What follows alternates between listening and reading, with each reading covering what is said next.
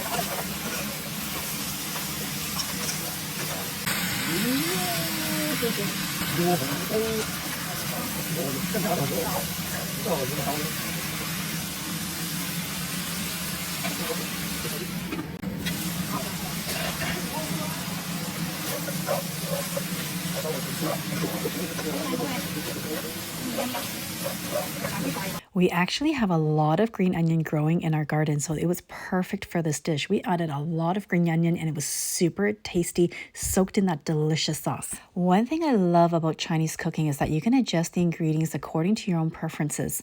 My dad actually likes it a little bit more salty and I like it a little bit less salty. Yummy, yummy. I am so blessed to have a dad who enjoys cooking and eating good food just as much as I do. I have so much to learn from him and I'm so happy that he's willing to teach me. Thank you for watching this video and supporting me as I continue to learn each and every day.